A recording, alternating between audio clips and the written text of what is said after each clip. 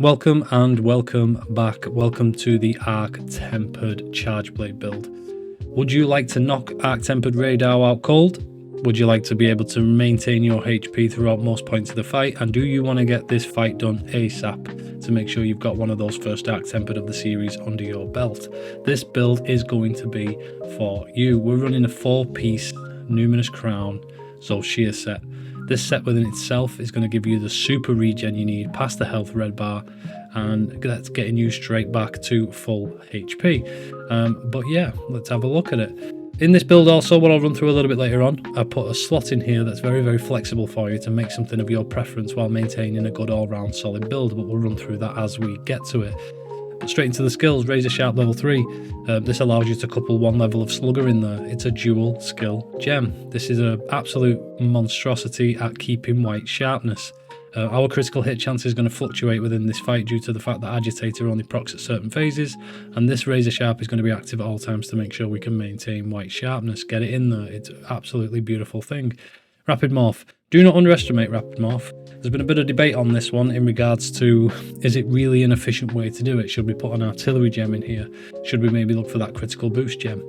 In my opinion, because it's an arc tempered fight and the way that we want to rotate back to our shield form as quick as possible while using them DPS windows to the maximum, Rapid Morph is the way to go. Plus it also gives you that extra 20% morph attack damage, which is a glorious thing to have.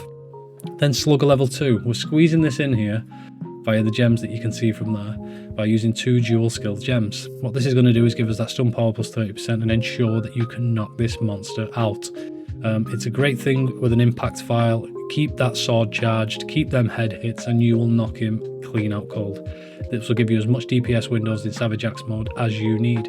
Load shells, love it, rate it, gives you the extra vial. Make sure that when you're cooking through a fully charged Savage Axe mode, you are outputting as much paralysis damage as possible, and that knockout power is clean, and that reload speed's a little bit faster, which is always nice when you're rotating through phases of the fight. And then guard level 1. I wanted a defensive skill in here. When he's hitting you with that, you can reduce the stamina depletion and still take the impact and move forwards always. Beautiful all-round strong offensive and defensive Chargeblade build here for you. It's going to work solid and wonders. I can't wait to put it to the test against Arc Tempered Radar. Weakness exploit level 5. We're going to be always in our builds if we can get it in there. It's too good at its job. You don't have to think about it. It happens organically, and it makes sure you're doing a lot of critical hits. This build within itself is going to be rotating on 100% on a wound. So if you've got an open wound on the monster, you are in 100% critical hit chance. If you've got your mantle on, you'll be rotating around a 90% critical hit chance throughout a weak spot hit. As long as you've got that mantle on, you're doing really well and putting some damage out. Agitator, we want the 20 flat attack. This monster will be enraged most of the fight, and that extra 15% affinity is going to push us to where we need to be. Again, passively happens, you need it in the build. Maximum might, too good at its job. Again, just easy to use, slot it into your build, gives you that affinity that you need to make sure your damage output is a beautiful thing. Recovery speed. Putting this in with a 4-piece Soul Shear set is enabling an incredible level of recovery. If you're a new player who's going to struggle with this level of difficulty in this fight, keeping that shield up and making sure that you're okay, especially in a group hunt setting, is going to allow that recovery speed to kick in and put you back in a comfortable place without being too worried about how you're placed. Even if you're solo, it'll work just as well. My option here was flinch free. I love this skill. It enables me when I'm in them windows outputting DPS to maybe not take that flinch that I was going to take due to being stood in the wrong place, and still output the next hit, which is allowing me to knock that monster down. It's fundamentally changed certain fights for me. I believe in the skill, and I put it in as many builds as I can, and with this I've gone the full max level just to make sure that I'm comfortable. But for you, coming into your Guardian ARKVELD Van Braces, it's simply made up of 3 brace jewels. You can change this for whatever you prefer. If you want full thunder resistance and not get blighted and be extra comfortable, by all means. If you want to go Divine Blessing and put 3 Divine Blessings in here to give you an extra level of survivability to reduce that damage, by all means. I would tell you not to do that with Divine Blessing due to the fact of the festival meal that is currently out with the tickets available gives you Defender plus High.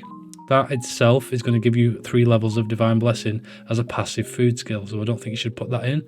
And then also, you want to be coming, you can go footing. Antivirus is no good to you here, but Constitution if you want that extra, recovery up if you want to be a super heals. You can even go stun resistance, which is an interesting one, this, because the way that he's going to stack the thunder onto you, I expect a high level of stun from this monster. You could put full stun resistance in this with the 3-1 level slots and you will be comfortable. But for me, maximum might allows me to be a DPS monster, keep me comfortable and allow me to do well. Earplugs level 2, coming in from the charm. The Radar's Raw, even tempered 5-star radar, is only a 2-star earplugs requirement. Make sure that you can rotate back to your weapon, you can output the Savage Axe mode, you can maintain on the DPS front, you can get back to your shield mode if you need to, if he raws you into a big hit. You're comfortable, you're not taking them raws, and it's a nice thing to have. And then Counter Strike. We're going to come in here at Counter Strike as well. It's only level 1, but an extra 10 attack when we need it is a great thing. And once Flinch Free has done its job, Counter Strike still procs. You don't lose the ability to do that. Coalescence level 1 makes it in. We want the extra status build up to make sure we're stacking as much paralysis as possible. It will organically happen. It will happen throughout the fight. Just make sure to keep that in there. And Elemental Absorption just gives you the resistance to the thunder when he hits you. By an extra 4, which is really, really nice to have. And as we've mentioned, Zoshia's Pulse level 4, it doesn't matter if there's no red portion, you are healing consistently. Put that shield up and you'll constantly keep regenning. And Guardian's Protection for the wounds of Wyvria. If you wanted to take this build, because you can take it anywhere, being a paralysis build, you can take it anywhere, and if you're going against a Zoshia, you're still getting an extra bit of defense. But this build is a beautiful thing. It's working, it's tested, it's strong. 5-star tempered radar is doing nothing to me. It's allowing me to put out as much DPS as I want, take his biggest hit in the face, and absolutely no problem at all once doing it. But there it is for you. As a quick variation for those of you who are still here, I have also prepared myself a little element build here, which is an ice attack based artian weapon. Same kind of skills, but Divine Blessing and Flinch Free make it in here, with Counter Strike Coalescence. With the ice, because his weakness on his head especially is weak to ice. We get guard up, we get slugger, we get load shells, and we get ice attack. But that build is also there for you if you wanted to go more of an elemental route. So we're going to give both of them a try, but the paralysis one I believe is going to be the most optimum way to output the damage you need to and put him down. But if there is an elemental window in this that makes sure that you have to put out a good amount of elemental damage, the ice build is there for you too. Get yourself an ice artian weapon. Squeeze all of the gems in. I'll put it back up on the screen for you as well so you can see it. But there it is. This is what I'm going to go against Dark Tempered Radar with first. We're going to see how we do. We're going to put this man down and we're going to do some beautiful runs with it and put some footage out on the channel for you to see to make sure that it is working. Got 2 builds. We're going to see how we operate from there. But anything else you need, please leave a comment in the box. I'd love to have a conversation with you. Hope you're all doing extraordinarily well. If you could hit that subscribe button, it will mean the absolute world to me. We're heading slowly towards 200 subscribers and I never thought we'd even get 100, so it's a beautiful thing. But anything else you need, leave it in the comments, leave a like and subscribe. You know the vibes. Peace.